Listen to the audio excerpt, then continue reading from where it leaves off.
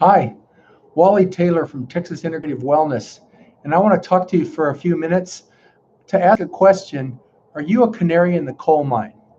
And if so, to try to talk to you a little bit about why you don't have to be a canary in the coal mine. So, canary in the coal mine is a term that we use in my clinical practice of environmental wellness in Austin, Texas.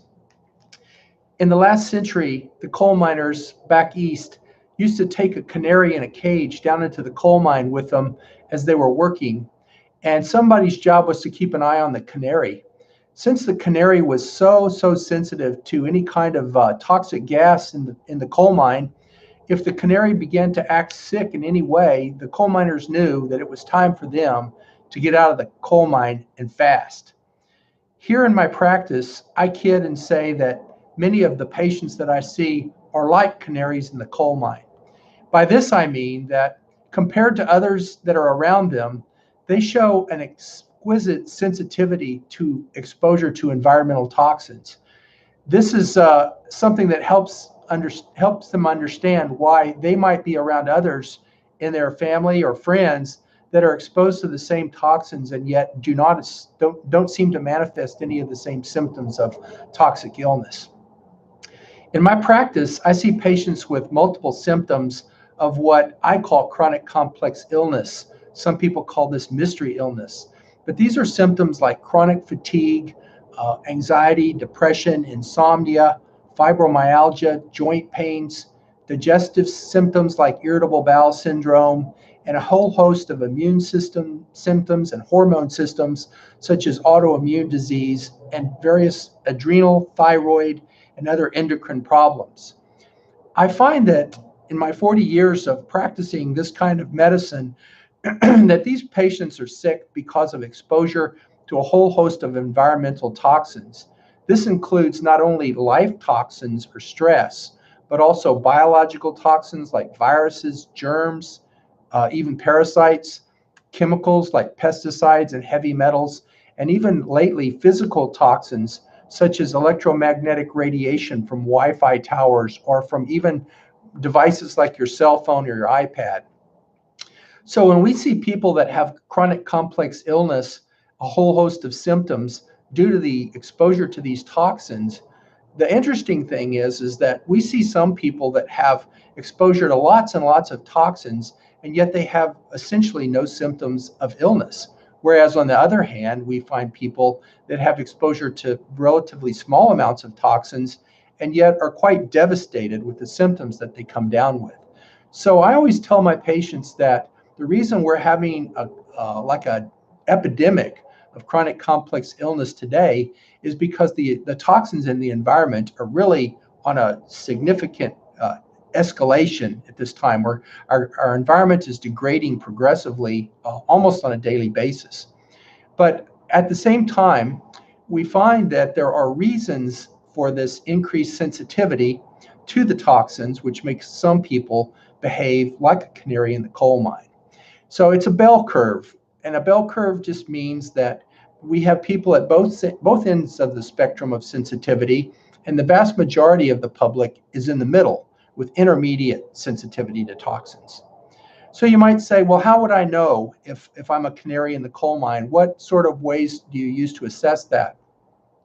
Being a canary in the coal mine seems to start with your genetics.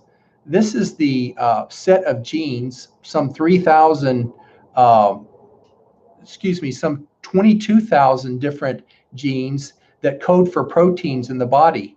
And we know that everyone has these inherited mutations from their mother and their father that sometimes would code for problems with their proteins, which would allow them to be more like a canary in the coal mine.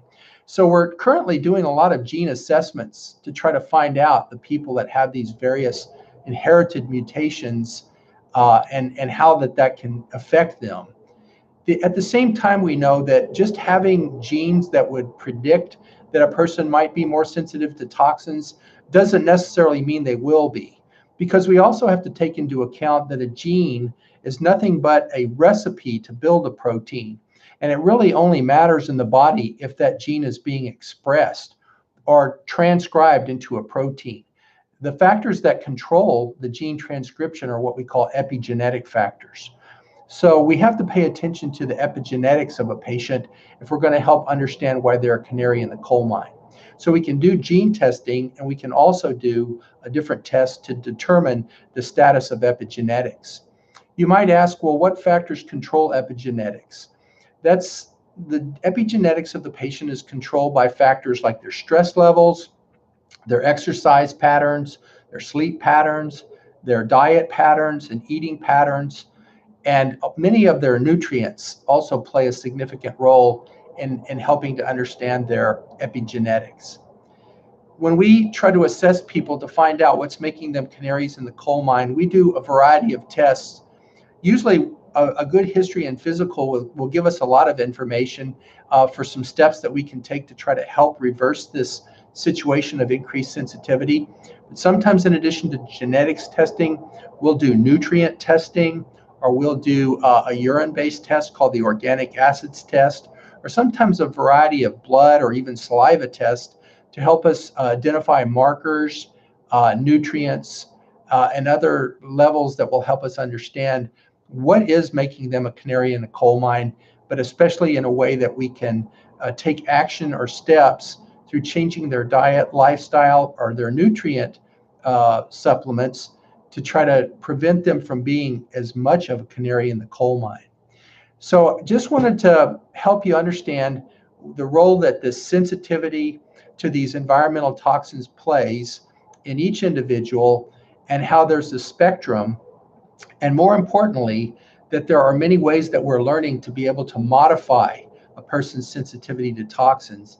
And even at the same time that we try to help them identify their toxins in order to avoid exposure, or even to help them eliminate the toxins from their body through steps that we call detoxification, at the same time we pay a special attention to the various factors that are making them be like a canary in the coal mine. And then we take steps once we know to change that condition for the patient so they become much less sensitive. And in so doing, they can reverse many of their symptoms of chronic complex illness. Well, I hope this has been helpful. If so, please feel free to comment.